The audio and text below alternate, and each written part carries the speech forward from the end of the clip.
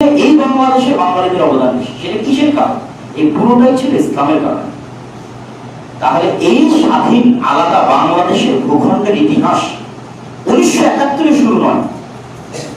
আজ আমার ছেলে মেয়েকে, আমার সন্তানদেরকে সবসময় পড়ানো হচ্ছে 1971 থেকে তার পরবর্তী। আফটার 1971 যদি পড়ানো হয়, সে তার পরিচয় হারিয়ে ফেলবে, ও হিন্দুদের সাথে মিশে যাবে, তার আদর্শ, তার সংস্কৃতি, তার চলাফেরা হিন্দুদের সাথে মিশে যাবে। তখন সে বলবো ভাই আমি জাতীয়তাবাদী, না হয় বলবে আমি ধর্ম নিরপেক্ষতাবাদী। কিসের ধর্ম নিরপেক্ষ, কিসের জাতীয়তাবাদ? এই বাংলাদেশের প্রতিষ্ঠিত জাতীয়তাবাদ দিয়ে হয়নি, এই বাংলাদেশের প্রতিষ্ঠিত ধর্ম নিরপেক্ষতাবাদ দিয়ে হয়নি, এই বাংলাদেশের প্রতিষ্ঠাতা শুধু ইসলামের কারণে হয়েছে। এটা পুরো ইতিহাস প্রথম থেকে পড়ে আসতে হবে। গৌড়ের রাজধানী তো বাংলাদেশ, ইখতিয়ারুদ্দিন মতিন বক্তার খিদিতে বাংলাদেশ জয় করেছে, স্বাধীন সুলতানি শাসন আমল বাংলাদেশে, ব্রিটিশ বিরোধী আন্দোলনের অবদান বাংলাদেশে, পাকিস্তানের পক্ষে আন্দোলনের অবদান বাংলাদেশে, বঙ্গভঙ্গের বিরুদ্ধে আন্দোলনের অবদান বাংলাদেশে। এগুলো পুরোটাই ছিল শুধু ইসলামের কারণে। এই পুরো দীর্ঘ সময়ের ইতিহাসটা আপনি মাটির নিচে পুঁতে দিবেন, আর 1971 থেকে ইতিহাস শুরু করবেন, এই জাতি টিকবে না, ধ্বংস হয়ে যাবে। এই জন্য আমি বলবো যে আমাদের খেলাটা মূলত, আমাদের যুদ্ধটা মূলত হতে হবে শিক্ষা, সংস্কৃতি, আদর্শ, জ্ঞানের যুদ্ধ।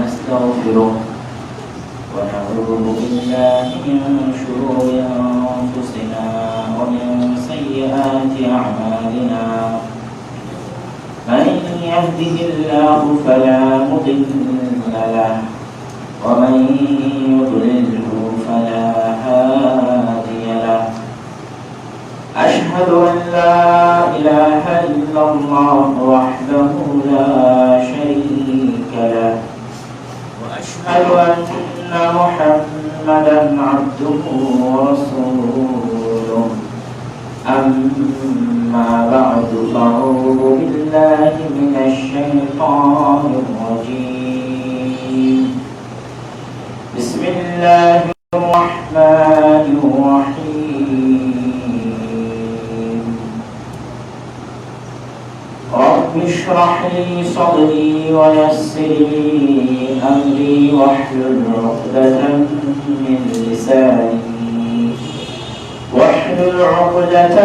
من لساني يفقه قولي. وقال الله تعالى أيضا قل جاء الحق وزهق الباطل إن الباطل كان زهوقا. قال النبي صلى الله عليه وسلم من صام رمضان إيمانا واحتسابا غفر له ما تقدم من ذنبه. عن أبي هريرة رضي الله تعالى عنه أنه قال قال رسول الله صلى الله عليه وسلم من قام رمضان إيمانا واحتسابا غفر له ما تقدم من ذنبه.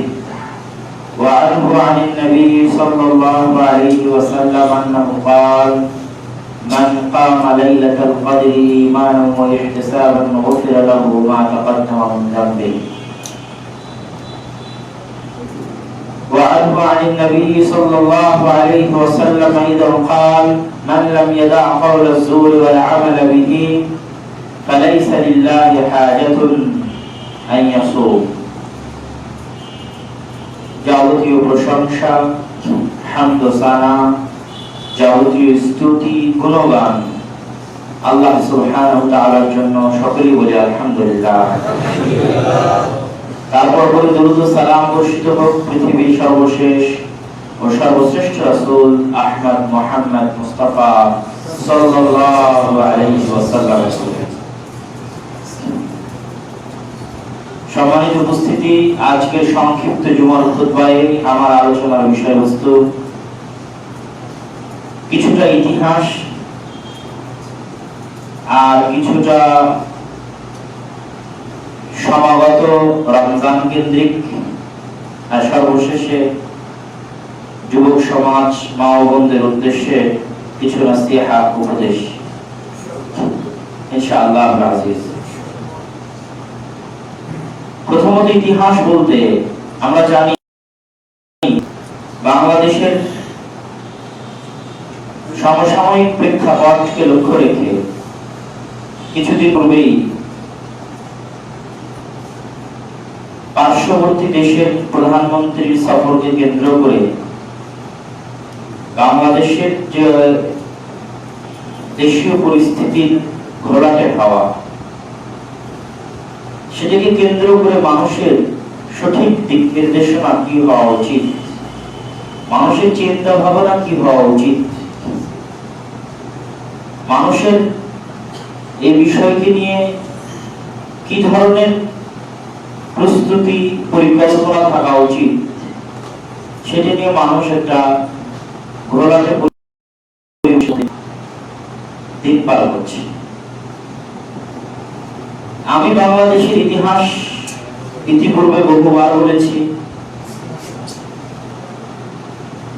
এবং আজকেও এই ঘটনাকে সামনে রেখে বাংলাদেশের ইতিহাস, বাংলাদেশ নামক এই ভূখণ্ডটির মাধ্যম কি হতে পারে। বঙ্গভঙ্গের ইতিহাস, ইখতিয়ারউদ্দিন মোহাম্মদের ইতিহাস,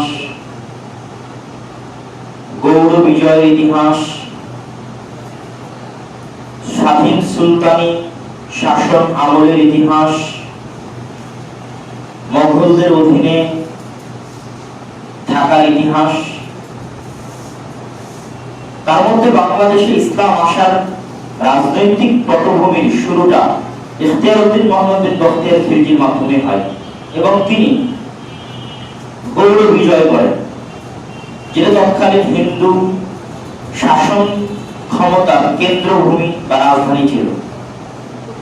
সেটা বিজয় করার পর তিনি সেখানে প্রথম রাজধানী স্থাপন করেন স্বাধীন বাংলাদেশের।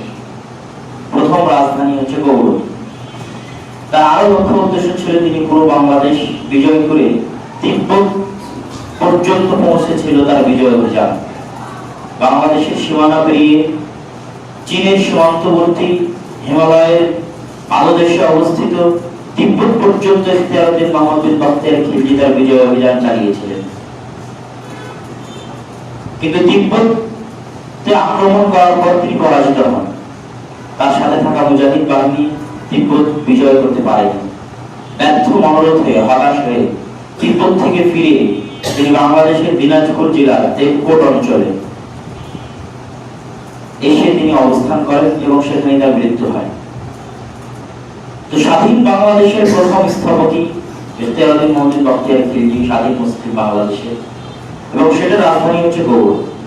এবং পরবর্তীতে দীর্ঘদিন সুদীর্ঘ 500 বছর যাবত স্বাধীন সুলতানি শাসন আমলের রাজধানী ছিল গৌড়, যেটা ইতিহাসে লখনৌতি, লক্ষণাবতী, কেন লক্ষণ সেনদের রাজত্ব ওখানে ছিল। তারাই পরাজিত হয়ে মোহাম্মদ বখতিয়ার খিলজি যেগুলো পরাজিত হয়ে পালিয়ে গেছে, এই জন্য তার নামের সাথে মিলে রেখে ওখানে অনেক সময় লখনৌতি, লক্ষণাবতী, গৌড় ইত্যাদি নামে জায়গাটি পরিচিত।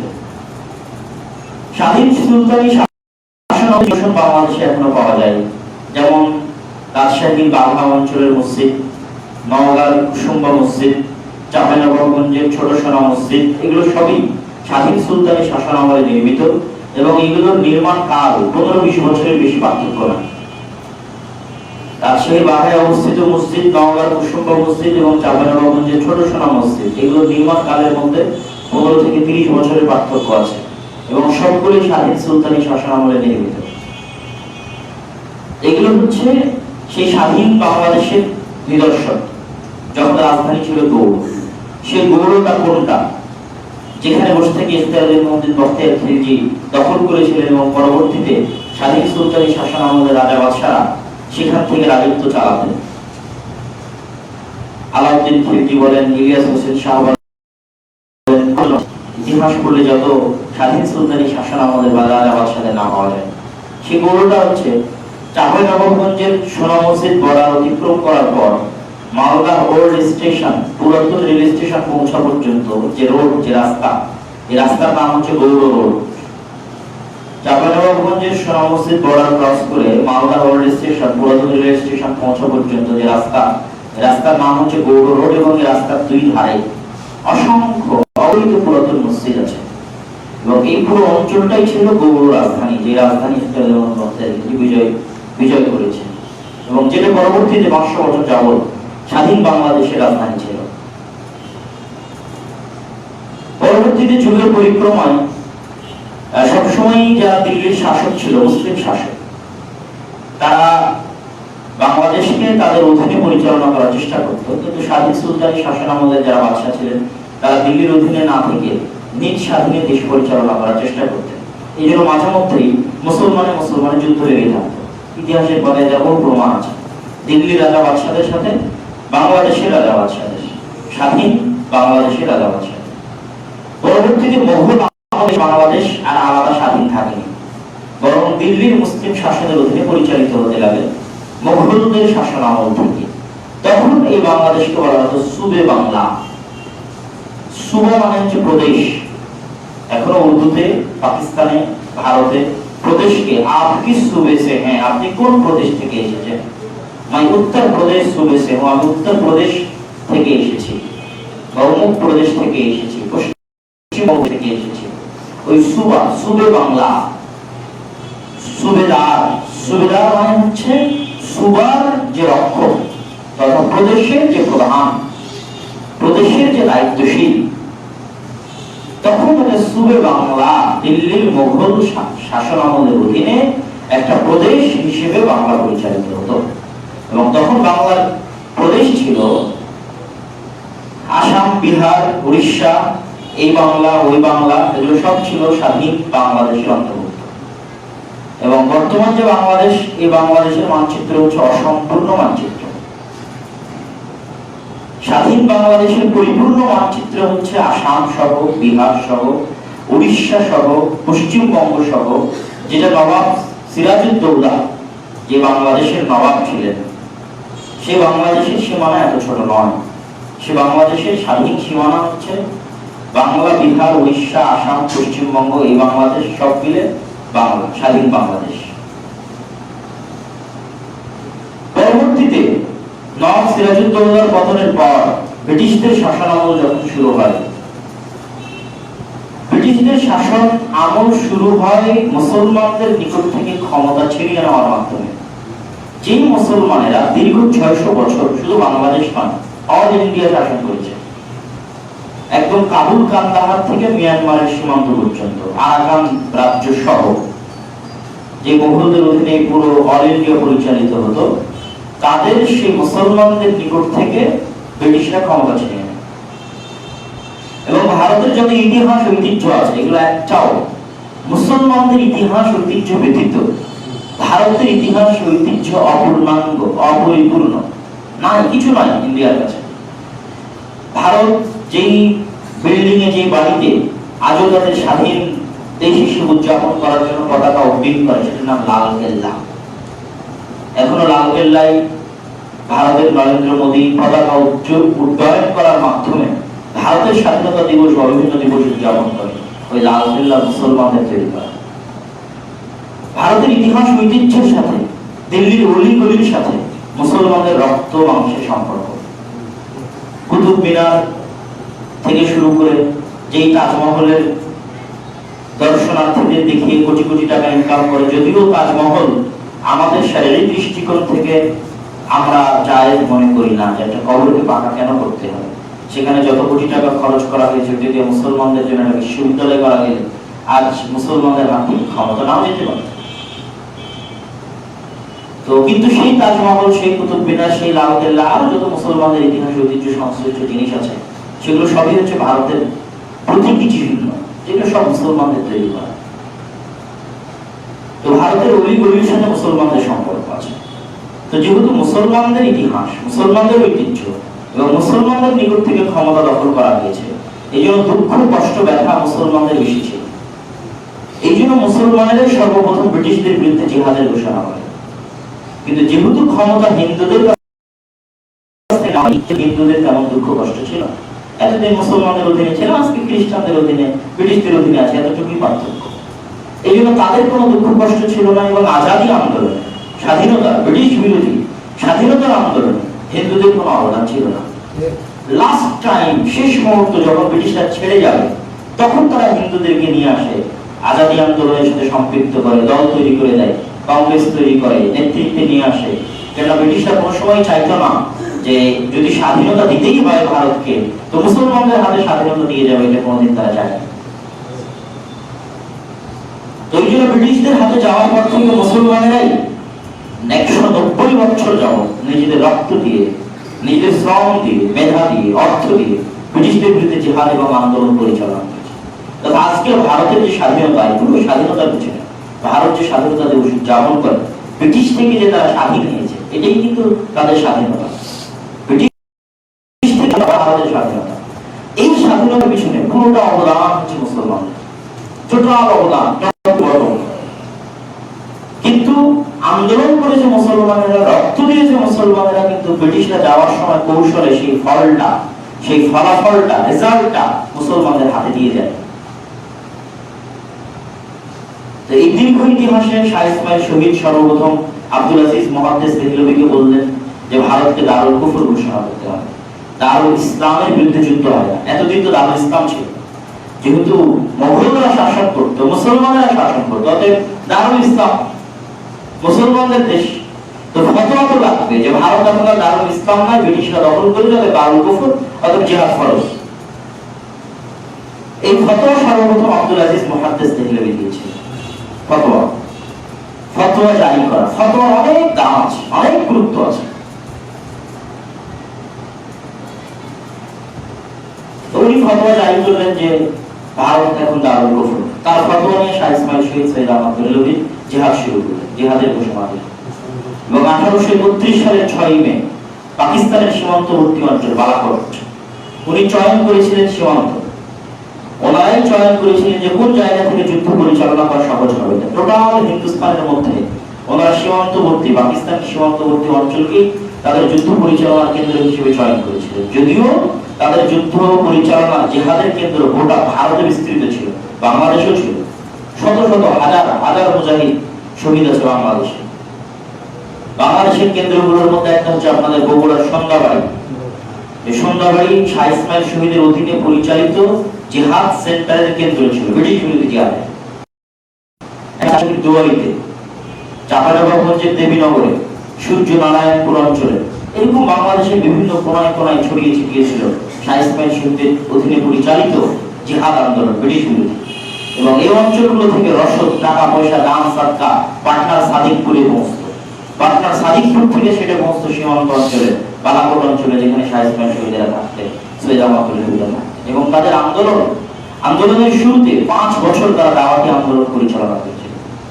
গোটা ভারত সফর দিয়েছেন, শিখ বিদাতের বিরুদ্ধে দাওয়াত নিয়ে বই লিখেছেন। কেন ওনারা বুঝেছিলেন বা ভারতের মুসলমানদের যে আকীদা, যে বিশ্বাস, এই আকীদা, এই বিশ্বাস নিয়ে জিহাদ পরিচালনা করা যাবে না। এই জন্য প্রথম 5 বছর আকীদা সংস্কারের দাওয়াত ছিল, শিখ বেদাত মুক্ত আকীদা তৈরি করার দাওয়াত ছিল। সেই যুগে উনি তাকবিয়াতুল ঈমান বই লিখেছেন, যেটা কল্পনা করতে পারবে না মানুষ, যে ভারতের মাটিতে বসে আকীদার উপর, ঈমানের উপর, তাওহীদের উপর, শিরকের বিরুদ্ধে, বেদাতের বিরুদ্ধে, তাকলীদের বিরুদ্ধে এত কঠিন ভাষায় ব্রিটিশদের অধীনে কোন সুযোগ সুবিধা ছাড়াই, নির্যাতিত অবস্থায়, মাজলুম অবস্থায়, পালিয়ে বেড়ানো অবস্থায় এত দামি, এত উন্নত মানের বই মানুষ কিভাবে লেখে? এবং ওই সময় একদিকে চলতো জিহাদের আন্দোলন, আর একদিকে চলতো ইলমি দার্সিক আন্দোলন, যেটা চালাতেন শাহ আবদুল্লাহ মুহাদ্দিস দেহলভি, শাহ আব্দুল আজিজ, তারপরে শাহ ইসহাক, তারপরে মিয়া নাজির হোসাইন। মিয়া নাজির হোসাইনের পরে স্কুল অফ থট ভিন্ন হয়েছে, মাদ্রাসা, স্কুল অফ থট, চিন্তাধারা। দেহলভি স্কুল অফ থট বিভাগে ভাগ হয়ে যায়। একটা দেওবন্দি, কাসেম নানতুবি এবং রশিদ আহমদ নানতুবি চলে যান দেওবন্দে, আর একটা আহলে হাদিস স্কুল অফ থট। এই জন্য যারা কবর পূজারী বেরলভি, তারা দেওবন্দীদেরকেও ওয়াহাবি বলে, আহলুল হাদিসদেরকেও ওয়াহাবি বলে। কেন একই আন্দোলন করতো, জিহাদ বিরোধী আন্দোলনে দেওবন্দীদেরও অংশগ্রহণ আছে, আহলে হাদিসদেরও অংশগ্রহণ আছে। এবং ইলমি দার্সি তাদরিসি ধারায় দেওবন্দীদেরও অংশগ্রহণ আছে, আহলুল হাদিসদেরও অংশগ্রহণ আছে। এবং তাদেরকে বলা হতো যারা ওয়াহাবি তথা আব্দুল ওয়াহাব আল-নাজদি, সৌদির যিনি শিখ বেদাত বিরোধী আন্দোলনের যিনি লিডার, তার কর্তৃক প্রভাবিত সংস্কারপন্থী আন্দোলন। সংস্কার চায়। তো এই যে ইলমি তাদরিসি ধারার ইতিহাস, আমার লম্বা 1 ঘন্টার বক্তব্য আছে। যে আহলে হাদিসদের ইলমি দারসি তাদরিসি ধারা, বই পুস্তক কে কি লিখেছে না লিখেছে, ওটা আপনারা ইউটিউবে সার্চ দিয়ে পাবেন। আর একদিকে জিহাদি আন্দোলন, ওই জিহাদি আন্দোলনের ফল হচ্ছে মুসলমানদের ওই রক্ত মাংস, আন্দামান দ্বীপপুঞ্জে মুসলমানদের অত্যাচার নির্যাতন, বাংলাদেশের তিতুমিরে ফরাইজি আন্দোলনের হাজী শরীয়তুল্লাহ, যার নামে শরীয়তপুর, এগুলো সব এই আন্দোলনের উৎস সব বাংলাদেশ। হাজী শরীয়তুল্লাহর আন্দোলনের উৎস বাংলাদেশ, তিতুমিরের আন্দোলনের উৎস বাংলাদেশ। তাদের সেই আন্দোলন, সেই রক্ত, এগুলোর বিনিময়েই ভারত এবং পাকিস্তান 14 এবং 15 আগস্ট স্বাধীনতা লাভ করে। এবং এই স্বাধীনতাই হচ্ছে এই অঞ্চলের মানুষের প্রথম এবং মূল স্বাধীনতা। সেই স্বাধীনতার ক্ষেত্রে কয়েকটা সমস্যা দেখা দেয়। 1 নম্বর, 1905 থেকে 1900 থেকে ব্রিটিশরা বোঝা শুরু করেছিল যে ক্ষমতা তাদের ছেড়ে দিতে হবে, এবং তখনই তারা বিভিন্ন দল সংগঠন তৈরি করার ক্ষেত্রে উৎসাহ দিতে থাকে। 2টা দল সংগঠন তৈরি হয়, একটা কংগ্রেস, একটা মুসলিম লীগ। মুসলিম লীগে থাকেন মিস্টার জিন্না, কংগ্রেসে জওহরলাল নেহরু, গান্ধী, আবুল কালাম আজাদ, মিস্টার জিন্নার সাথে থাকেন আল্লামা ইকবাল আর অনেকে। তো প্রথম চেষ্টা ছিল যে হিন্দু মুসলিম মিলে এক দেশ হবে, অখণ্ড ভারত। এই অখণ্ড ভারতের চিন্তা গান্ধীর বেশি ছিল, জওহরলাল নেহরুর ছিল, এবং প্রথম দিকে জিন্নারও ছিল অখণ্ড ভারতের চিন্তা। কিন্তু সময় পরিক্রমা, ব্রিটিশদের আচরণ, হিন্দুদের আচরণ এবং ব্রিটিশদের হিন্দুদেরকে প্রাধান্য দেওয়া ইত্যাদি লম্বা দীর্ঘ পরিক্রমা, মিস্টার জিন্না এবং আল্লামা ইকবাল ভাবেন যে মুসলমানদের জন্য আলাদা দেশের প্রয়োজন আছে। এবং এটি যে ওই সময় মুসলমানদের মধ্যে বিরাট দ্বন্দ্বের সৃষ্টি হয় যে অখণ্ড ভারতে মুসলমান থাকবে না আলাদা স্বাধীন মুসলিম দেশে মুসলমান থাকবে। বড় বড় আলেম ওলামা দুইভাবে বিভক্ত হয়ে যায়। যেমন মাওলানা আবুল কালাম আজাদ, কংগ্রেসের নেতা, বিখ্যাত আহলে হাদিস আলেম। তাফসীর ইবনে কাসিরের যে বাংলা অনুবাদ হয়েছে ডক্টর মুজিবুর রহমান, তার শ্বশুর মাওলানা মোহাম্মদ জুনাগরি, যিনি প্রথম উর্দুতে অনুবাদ করেন, ওনার ওই তাফসীর ইবনে কাসিরের অনুবাদের ভূমিকায়, ইলামুল মুওয়াক্কিনের অনুবাদের ভূমিকায় মাওলানা আবুল কালাম আজাদের ভূমিকা লেখা আছে।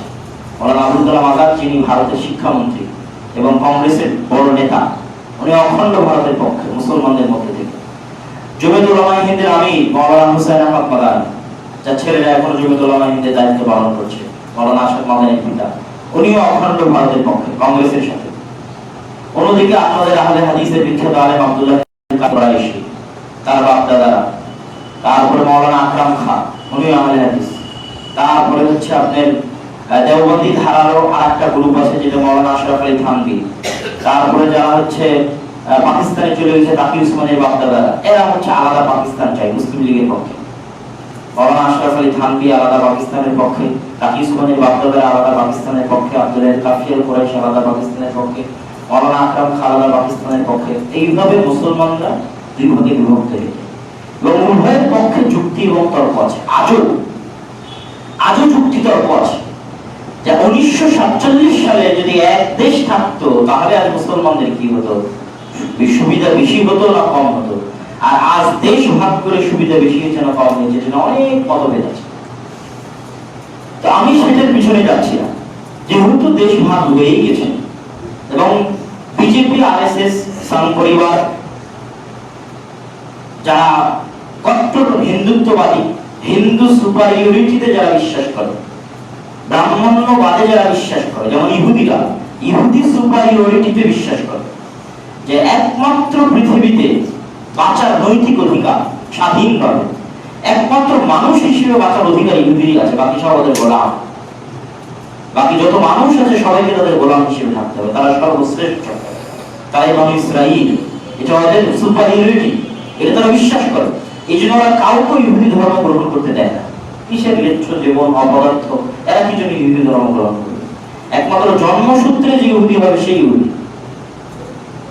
ঠিক এরকম সুপারিয়রিটিতে বিশ্বাস করে ব্রাহ্মণ্যবাদীরা, যে যিনি ভগবান তার মাথা থেকে এসেছে যারা, তারা ব্রাহ্মণ, এবং তারা বাদে দুনিয়াটা যারা আছে সবাই তাদের গোলাম হিসেবে থাকবে। এই সুপারিয়রিটিতে আরএসএস, সংঘ পরিবার, বিজেপি, এরা এটাতে বিশ্বাস করে। বিজেপি হচ্ছে রাজনৈতিক ফ্রন্ট, আর অভ্যন্তরীণ গোপন সন্ত্রাসী দল হচ্ছে আরএসএস, সংঘ পরিবার। আর তাদের রাজনৈতিক ফ্রন্ট হচ্ছে বিজেপি।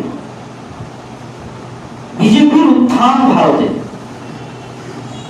আরেকবার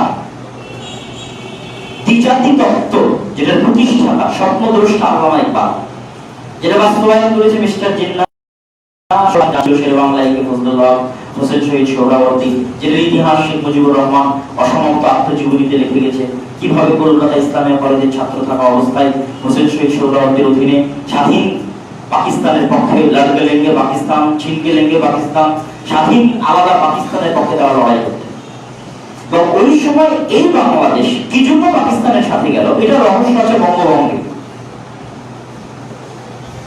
ওই বঙ্গের যারা মানুষ, তারা এই অঞ্চলকে, যে অঞ্চলে আমরা বসবাস করছি, সবচেয়ে গরিব, সবচেয়ে হতদরিদ্র, সবচেয়ে নিম্ন স্তরের যে এলাকাগুলো, সেই এলাকাগুলো হচ্ছে বাংলাদেশ। এবং এখানে মুসলমানদের আধিক্য ছিল। আর সবচেয়ে উন্নত এলাকা হচ্ছে কলকাতা কেন্দ্রিক হিন্দুদের আধিক্য যে অঞ্চলগুলো। তো এই অঞ্চলের মুসলমানরা তখন থেকেই আলাদা আলাদা ভাব ছিল। এই আলাদা আলাদা ভাবের প্রমাণ হচ্ছে বঙ্গ বঙ্গ, মানে বঙ্গকে ভাগ করতে হবে। বঙ্গকে ভাগ করতে হবে কিসের ভিত্তিতে? মুসলমানরা হিন্দুর ভিত্তিতে। তখন রবীন্দ্রনাথ ঠাকুর বঙ্গ ভঙ্গের বিরোধিতা করেছেন। আমার সোনার বাংলা, আমি তোমায় ভালোবাসি, এটা বঙ্গ ভঙ্গের বিরুদ্ধে লেখা কবিতা। যে এক বাংলা থাকতে হবে, আলাদা মুসলমানদের জন্য কি জন্য বাংলা দিতে হবে? এরা অশিক্ষিত মূর্খ, এদের জন্য কি জন্য আলাদা বাংলা লাগবে? অশিক্ষিত মূর্খ জাতির জন্য, চামারের জন্য, রাখালের জন্য। তখন হিন্দুদের আন্দোলনের চাপে ব্রিটিশরা বঙ্গভঙ্গ রদ করলো। আমার যদি ভুল না হয়, যদি ভুল হয় সংশোধন করে দিবেন, 1905-এ বঙ্গভঙ্গ আর রদ 1911-তে। তো 1911-তে যখন বঙ্গভঙ্গ রদ করলো ব্রিটিশরা, তখন মুসলমানরা হতাশ। এমনিতেই আগে থেকে গরিব দরিদ্র অসহায়, আর স্বাধীন বঙ্গ করে দিলে, ঢাকা রাজধানী করে দিলে, ঢাকা কেন্দ্রিক একটু উন্নতির সম্ভাবনা তৈরি হবে। সেখানে হিন্দুদের আন্দোলনের কারণে, আমার সোনার বাংলা কবিতার কারণে, রবীন্দ্রনাথ ঠাকুরের আন্দোলনের কারণে বঙ্গভঙ্গ রদ হয়ে গেল। তখন মুসলমানরা খুব হতাশ। নবাব সলিমুল্লাহ খান, শের বাংলা, তখন তাদেরকে সান্ত্বনা দেওয়ার জন্য ঢাকা বিশ্ববিদ্যালয় প্রতিষ্ঠা করা হয়, যে তোমাদের শিক্ষার উন্নতির জন্য তোমাদেরকে ঢাকা বিশ্ববিদ্যালয় দেওয়া হচ্ছে, তোমরা এখানে ইউনিভার্সিটি দেওয়া হবে, এখান থেকে তোমরা শিক্ষা দীক্ষা গ্রহণ করবে। এই ঢাকা বিশ্ববিদ্যালয়ের সব জমি নবাব সলিমুল্লাহ খানের দান করা, মুসলমানদের দান করা। তো এই আলাদা বঙ্গ তখনই, এখনো পাকিস্তান ভারত স্বাধীন হয়নি, তখনই মুসলমান আর হিন্দুতে বাংলাদেশ ভাগ হয়ে গেল। তখনই ভাগ হয়ে গেছে। ওই ভাগটা টিকে থেকেছে 1947 সাল পর্যন্ত। 1947 সালে তখন এই বঙ্গের মানুষ আর কোনো মতেই রাজি হয়নি ভারতের সাথে যেতে, অখণ্ড ভারতের অধীনে যেতে রাজি হয়নি। আলাদা মুসলিম রাষ্ট্র কয়েক হাজার মাইল, 24,400 কিলোমিটার সম্ভবত, আমার যদি ভুল না হয়, এত হাজার হাজার মাইল, 2,500 মাইল হবে এই পূর্ব পাকিস্তান থেকে পশ্চিম পাকিস্তান পর্যন্ত। 2,500 মাইলের সীমান্ত ক্রস করে এক দেশ হবে, সেই দেশের নাম হবে পাকিস্তান। এটা কল্পনার বাইরে ছিল। অথচ ভাষা আলাদা, জাতি আলাদা, সম্পূর্ণটাই আলাদা। এখানে আরেকটা আশ্চর্যের কথা বলি, যে এই পাকিস্তান যে আন্দোলন, এই পাকিস্তান আন্দোলনের পক্ষে পশ্চিম পাকিস্তানিদের অবদান সীমিত। পূর্ব পাকিস্তানি যারা বাঙালি, তাদের অবদান সবচেয়ে বেশি। ইতিহাস ঘাটলেই পাবেন। ধরেন পাকিস্তান প্রস্তাব 1935 সালে লাহোর প্রস্তাব সর্বপ্রথম কে পেশ করলো ব্রিটিশদের সামনে? সেটা বাংলাদেশকে বলতো ওটা তো পশ্চিম পাকিস্তানিরা পেশ করলো। ও তো এই বাংলাদেশের বাংলাদেশি বাঙালি পেশ করলো পাকিস্তান আলাদা করার প্রস্তাব। হোসেন শহীদ সোহরাওয়ার্দী, শের বাংলা, একে ফজলুল হক, এরা সবই ছিল পাকিস্তান আন্দোলনের মূল নেতা। ওই পশ্চিম পাকিস্তানের জন্য, তাদের ওই পাকিস্তানে যারা বসবাস করছে, তাদের সেরকম কোনো অবদান ছিল না। এমনকি পরবর্তীতে 1971 সালের আগ পর্যন্ত যে দুইটা যুদ্ধ ভারত পাকিস্তান হয়েছে, এই দুইটা যুদ্ধে ইস্ট বেঙ্গল রেজিমেন্টের যে অবদান, ইতিহাসের পাতা থেকে এগুলো মুছে ফেলা হয়েছে, কেউ জানে না। ইস্ট বেঙ্গল বেঙ্গল রেজিমেন্টের সেনাবাহিনীর যে অবদান, ওই পশ্চিম পাকিস্তানের কোনো অবদানই নাই, আছে, আমি একদম না করবো না, কিন্তু পুরো পাকিস্তানের পিছনে এই বাংলাদেশের বাঙালিদের অবদান বেশি। সেটা কিসের কারণ? এই পুরোটাই ছিল ইসলামের কারণে। তাহলে এই স্বাধীন আলাদা বাংলাদেশের ভূখণ্ডের ইতিহাস 1971 শুরু নয়। আজ আমার ছেলে মেয়েকে, আমার সন্তানদেরকে সবসময় পড়ানো হচ্ছে 1971 থেকে তার পরবর্তী। আফটার 1971 যদি পড়ানো হয়, সে তার পরিচয় হারিয়ে ফেলবে, ও হিন্দুদের সাথে মিশে যাবে, তার আদর্শ, তার সংস্কৃতি, তার চলাফেরা হিন্দুদের সাথে মিশে যাবে। তখন সে বলবো ভাই আমি জাতীয়তাবাদী, না হয় বলবে আমি ধর্ম নিরপেক্ষতাবাদী। কিসের ধর্ম নিরপেক্ষ, কিসের জাতীয়তাবাদ? এই বাংলাদেশের প্রতিষ্ঠাতা জাতীয়তাবাদ দিয়ে হয়নি, এই বাংলাদেশের প্রতিষ্ঠিত ধর্ম নিরপেক্ষতাবাদ দিয়ে হয়নি, এই বাংলাদেশের প্রতিষ্ঠাতা শুধু ইসলামের কারণে হয়েছে। এটা পুরো ইতিহাস প্রথম থেকে পড়ে আসতে হবে। গৌড়ের রাজধানী তো বাংলাদেশ, ইখতিয়ারের মধ্যে বক্তার খিদিতে বাংলাদেশ জয় করেছে, স্বাধীন সুলতানি শাসন আমল বাংলাদেশে, ব্রিটিশ বিরোধী আন্দোলনের অবদান বাংলাদেশে, পাকিস্তানের পক্ষে আন্দোলনের অবদান বাংলাদেশে, বঙ্গভঙ্গের বিরুদ্ধে আন্দোলনের অবদান বাংলাদেশে। এগুলো পুরোটাই ছিল শুধু ইসলামের কারণে। এই পুরো দীর্ঘ সময়ের ইতিহাসটা আপনি মাটির নিচে পুঁতে দিবেন, আর 1971 থেকে ইতিহাস শুরু করবেন, এই জাতি টিকবে না, ধ্বংস হয়ে যাবে। এই জন্য আমি বলবো যে আমাদের খেলাটা মূলত, আমাদের যুদ্ধটা মূলত হতে হবে শিক্ষা, সংস্কৃতি, আদর্শ, জ্ঞানের যুদ্ধ। আপনি আজকে, হ্যাঁ, নরেন্দ্র মোদী অবশ্যই তার কয়েকটা যে খারাপ কাজ, যেই খারাপ কাজগুলো ভারতের অতীতের কোন প্রধানমন্ত্রী করে, যেমন বাবরি মসজিদ, দীর্ঘদিন যাবত বাবরি মসজিদের কেস ঝুলতে থেকেছে, কোন সরকার সাহস করেনি যে কোর্ট থেকে ফয়সালা নিয়ে এসে বাবরি মসজিদকে ধ্বংস করে দিয়ে ওই জায়গায় রাম মন্দির করার মতো সাহসিকতা ভারতের কোন দলের কোন প্রধানমন্ত্রী কোনোদিন দেয়। কাশ্মীরের লম্বা ইতিহাস আছে, আমার 30-35-1 ঘন্টার বক্তব্য আছে আলামিন জামে মসজিদ থেকে শুরু করে ইউটিউবে আলাদা ভিডিও আছে কাশ্মীরের লম্বা ইতিহাসের উপর। সেখানে আমি বলেছি যে কাশ্মীর ভারতের সাথে এই শর্তে অন্তর্ভুক্ত হয়েছে যে কাশ্মীরের আলাদা সাহিত্য শাসনের ক্ষমতা দিতে হবে, এবং এই আলাদা সাহিত্য শাসনের ক্ষমতা কোন ভারতের কোন দল, কোন প্রধানমন্ত্রী লঙ্ঘন করে। এটা সংবিধানের অন্তর্ভুক্ত ছিল যে কাশ্মীরে কোনো হিন্দু জমি কিনতে পারবে না, কাশ্মীরে কোনো মেয়েকে কোনো হিন্দু বিবাহ করতে পারবে না, যেন কাশ্মীরের অখণ্ডতা, মুসলিম সংখ্যাগরিষ্ঠতা কোনদিন যেন লঙ্ঘন না হয়, আছে ভারতের সাথে বা সাহিত্য শাসনের মাধ্যমে। এই কাশ্মীরের সাহিত্য শাসনকে সম্পূর্ণরূপে ধ্বংস করে দিয়ে, সংবিধান থেকে বের করে দিয়ে পুরো কাশ্মীরকে ভারতের করতালগত, সম্পূর্ণরূপে অধীনস্থ দাস বানানোর কাজ সম্পূর্ণরূপে নরেন্দ্র মোদী করেছে। গুজরাটের গণহত্যার কথা তো সবাই জানে। আর সবচেয়ে ভয়ঙ্কর, যেটা বাংলাদেশের জন্য ভয়ঙ্কর, যেই জন্য বাংলাদেশের এটা বিরোধিতা করা শক্তভাবে উচিত। অন্যগুলো একটা গেল কাশ্মীরের জন্য, একটা গুজরাটের জন্য, একটা বাবরি মসজিদ, সব বাদ দিলাম। এই লাস্টেরটা হচ্ছে বাংলাদেশের অস্তিত্ব বিরোধী। সেটা হচ্ছে আসামে যদি বিজেপি আসে, এইবারের নির্বাচনে যে নির্বাচন চলতেছে রানী, পশ্চিমবঙ্গে যদি বিজেপি আসে, যেটা মমতা ব্যানার্জির বিরুদ্ধে যে নির্বাচন চলতেছে, বিজেপি লড়াই করতেছে, এবং নরেন্দ্র মোদীর সফরের মূল টার্গেট ছিল রাজনৈতিকভাবে মমতা ব্যানার্জিকে পরাজিত করা পশ্চিমবঙ্গে। এবং যে যে মন্দির অখ্যাত, কেউ চিনত না, কেউ জানতো না, সেই মন্দির সেই জায়গাগুলোতে নরেন্দ্র মোদী সফর করলো শুধু পশ্চিমবঙ্গে তাদের ভোটকে কাস্ট করার জন্য। তো সিএএ, সিএএ, এনআরসি, এই দুইটা নিয়ম যদি ভারত সরকার বাস্তবায়ন করে বিজেপি সরকারের অধীনে থাকা অবস্থায়, তো ইন্ডিয়ার আসাম এবং পশ্চিমবঙ্গের লক্ষ কোটি বাঙালিকে বাংলাদেশি অভিযোগ দিয়ে ঠিক যেভাবে মায়ানমারের রোহিঙ্গাদেরকে বের করে দেওয়ার সাথে বের করে দেওয়া, এবং এটা অন্য কোনো দেশের জন্য বিপজ্জনক নয়, বাংলাদেশের জন্য বিপজ্জনক। এবং এটা ওপেন ভিডিও আছে নরেন্দ্র মোদী कि हजारों लाखों करोड़ों बांग्लादेशी घुस बैठिए, इंडिया के अंदर रह के काम करके खा रहे हैं, हम उसको निकालेंगे। घुस बैठिए মানে বাংলাদেশ থেকে অবৈধভাবে ইন্ডিয়াতে ঢুকেছে তারা এরকম লক্ষ কোটি বাংলাদেশি আছে, তাদেরকে আমরা বের করব। কত যারা চুপ চুপ ধরে ভারতে আছে, এখন ওদেরকে বলতেছে 1947 আগে, 1952 আগে বাপ দাদা সার্টিফিকেট দেখাতে হবে। কতজন দেখাতে পারবে 1952, 1947 আগের বাপ দাদা সার্টিফিকেট? 1971 আগ পর্যন্ত মানুষ এপার থেকে ওপার যাতায়াত করতে থেকেছে। 1947 সময় লাখো কোটি মানুষ এপার থেকে ওপারে গেছে। আজকে বাংলাদেশেও যদি মানুষজনকে বলা হয় যে আপনি বাংলাদেশে যে আছেন 1952 1947 আগের বাপদাদার কাগজ দেন, কয়জন দেন? অনেকেরই বাপদাদা ইন্ডিয়াতে আছে। এইভাবে একটা সম্প্রদায়ের লক্ষ কোটি মানুষকে ওই দেশ থেকে বের করে বাংলাদেশে ঢোকান, এই কারণগুলোর কারণে বাংলাদেশের অবশ্যই শক্ত প্রতিবাদ থাকা উচিত ছিল। কিন্তু আমি বলবো এই লড়াই আসল লড়াই নয়। আসল লড়াই হচ্ছে আমি যে ইতিহাস বললাম, এই ইতিহাসের জ্ঞান অর্জন করে শিক্ষা, সংস্কৃতি, আদর্শের লড়াই।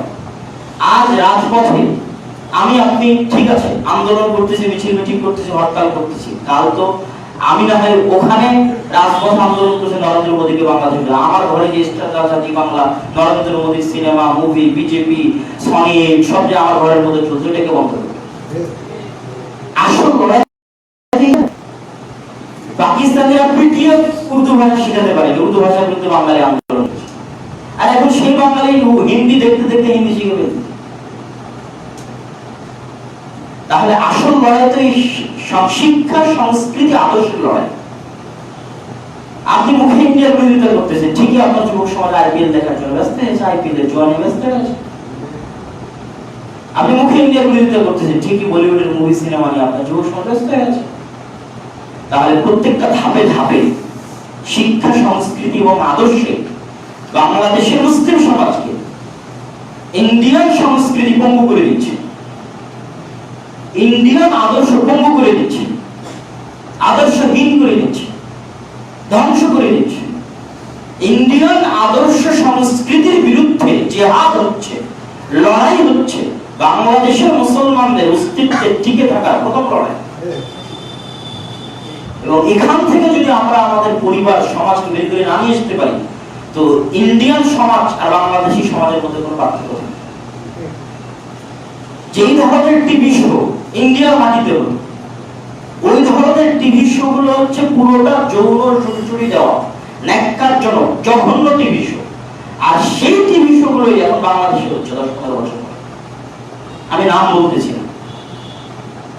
এখন ইন্ডিয়ার মাটিতে যেই ধরনের সিরিয়াল হয়, ইন্ডিয়ার সব সিরিয়াল গুলো পরকীয়া সম্পর্ক ভিত্তিক, 90% সিরিয়াল। বাংলাদেশের নাটকগুলো তৈরি হয় বিবাহের পূর্বের প্রেম ভিত্তিক, উভয়টাই হারাম। কিন্তু বাংলাদেশের নাটক, সিনেমা, মুভিগুলোর 90% থাকে বিবাহের পূর্বের প্রেম, আর ইন্ডিয়ার সিরিয়ালগুলোর 90% থাকে বিয়ের পরে প্রেম। বিয়ের পূর্বের প্রেম জেনার শাস্তি হচ্ছে 180, আর বিয়ের পরে জেনার শাস্তি হচ্ছে রজম।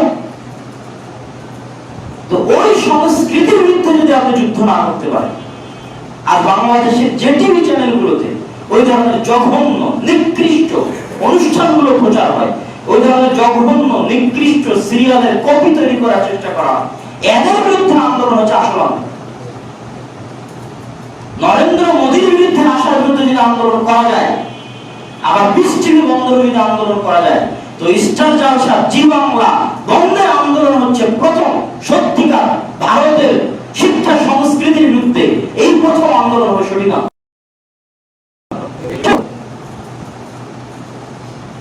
সুতরাং তরুণ এবং যুবক সমাজকে এই বিষয়গুলো, ইতিহাস, শিক্ষা, সংস্কৃতি নিয়ে সজাগ থেকে বাংলাদেশের সত্যিকার স্বাধীনতাকে কিভাবে টিকিয়ে রাখা যায়, কিভাবে ধরে রাখা যায়, এবং কিভাবে বাংলাদেশের ভবিষ্যৎ প্রজন্ম, এখানে হতাশ হওয়ার কিছু না। মানুষ মনে করে যে ভারত বিরাট দেশ, সেই দেশের সাহায্য সহযোগিতা ছাড়া আমি কেমনে চলবো। বাংলাদেশকে আল্লাহ সুবহানাহু ওয়া তাআলা এত অফুরন্ত, অগণিত, অসংখ্য নিয়ামত দিয়েছে।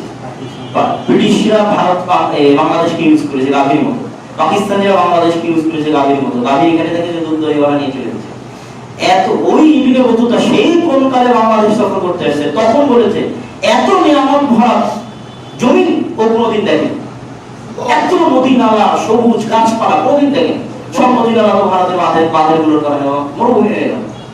এত নদী নালাওয়ালা জমি, এত উর্বর জমি, এত সবুজ জমি পৃথিবীর খুঁজে পাওয়া মুশকিল আছে।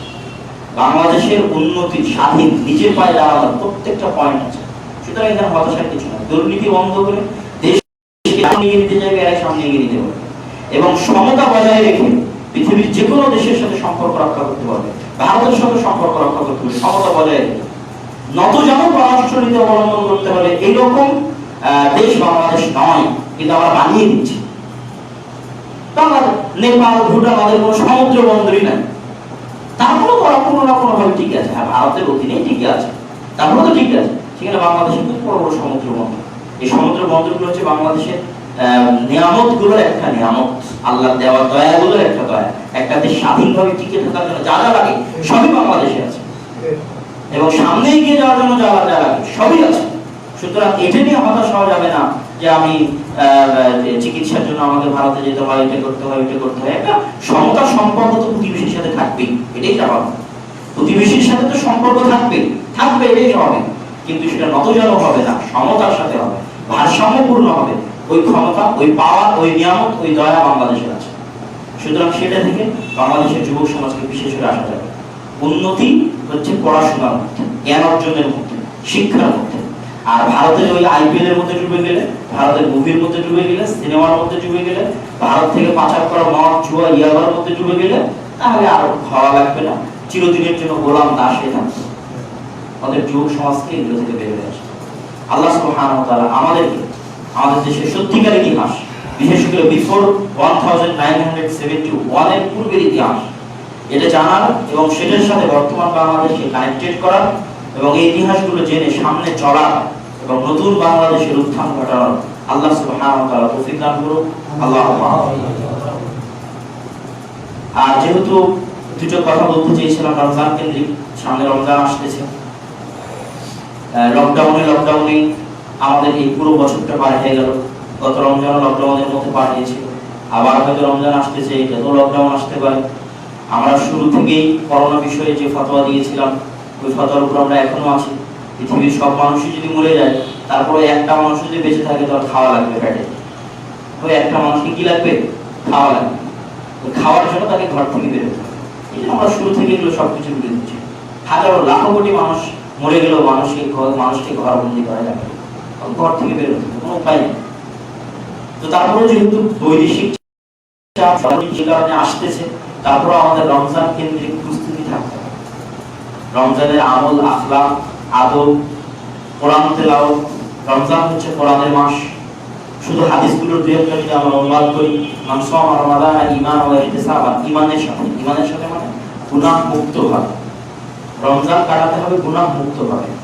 কেউ যদি কাটাতে পারে নেকির আশায়, পুরো রমজান রোজা রাখতে পারে, তার পূর্বের সব গুনাহ মাফ হয়ে যাবে।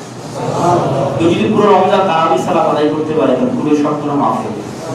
কেউ যদি রমজানের লাইলাতুল কদর, দুনিয়ার সর্বশ্রেষ্ঠ রাত হচ্ছে লাইলাতুল কদর, এটা কোথায় আছে? রমজান আছে। ইন্না আনসালনাহু ফি লাইলাতুল কদর, আমি কোরআন অবতীর্ণ করেছি লাইলাতুল কদর।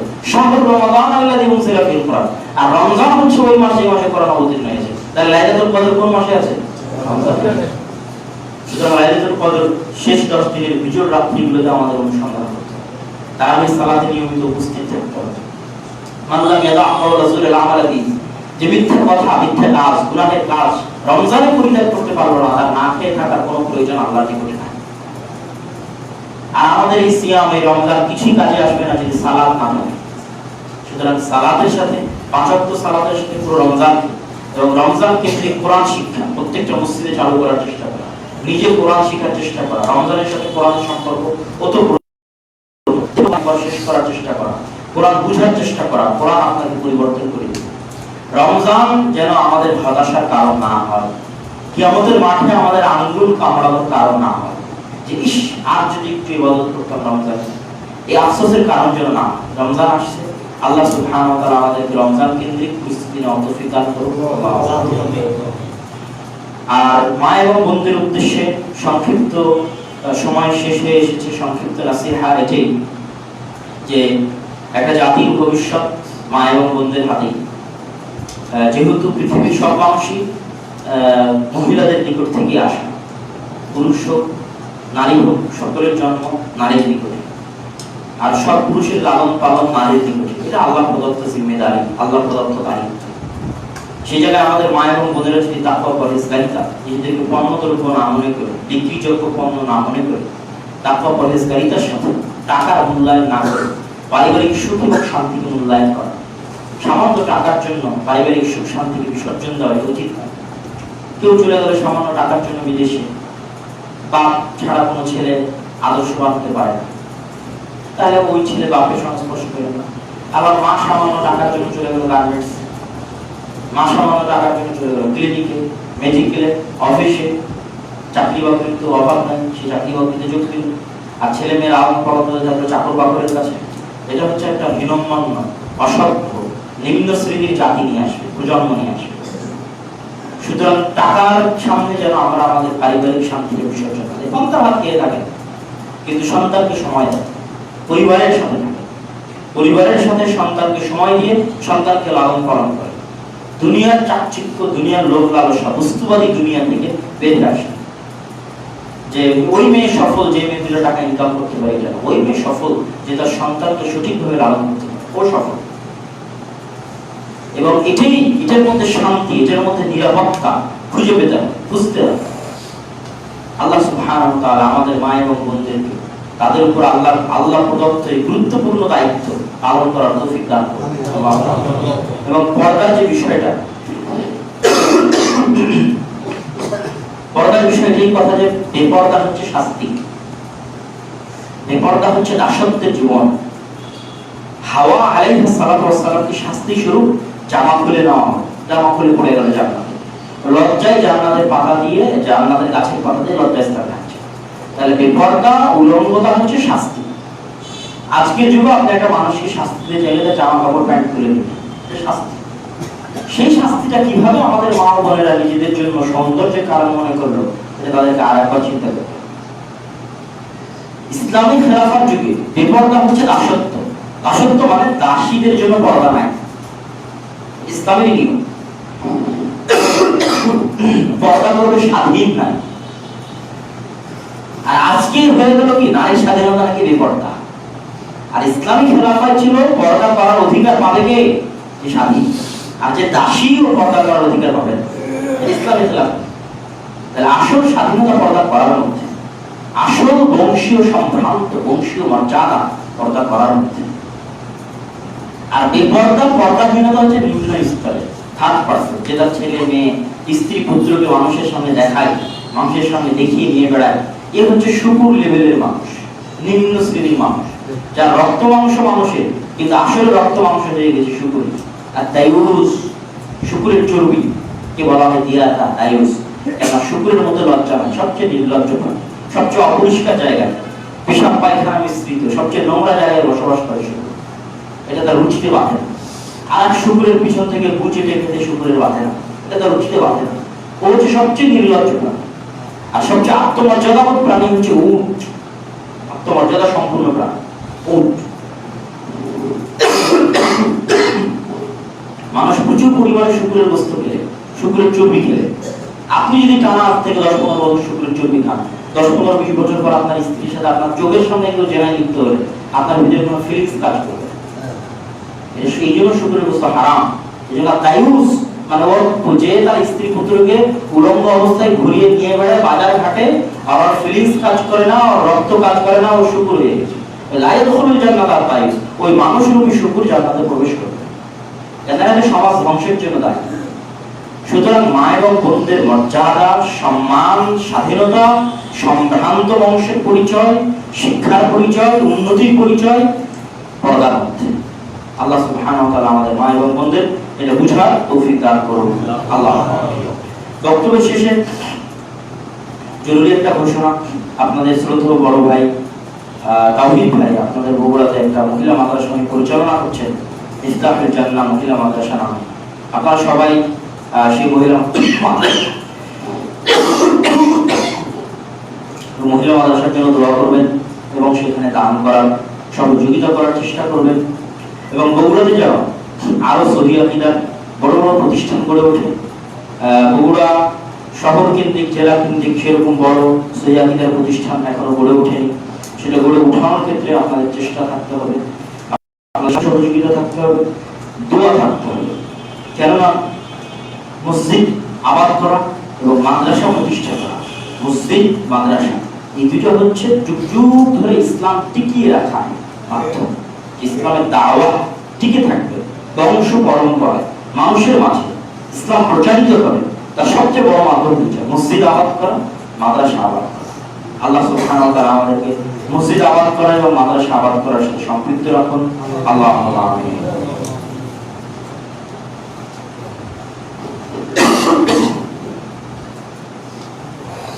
আলহামদুলিল্লাহি ওয়াহদাহু ওয়াসসালাতু ওয়াসসালামু আলা মান লা নাবিয়্যা বা'দাহু। ইয়া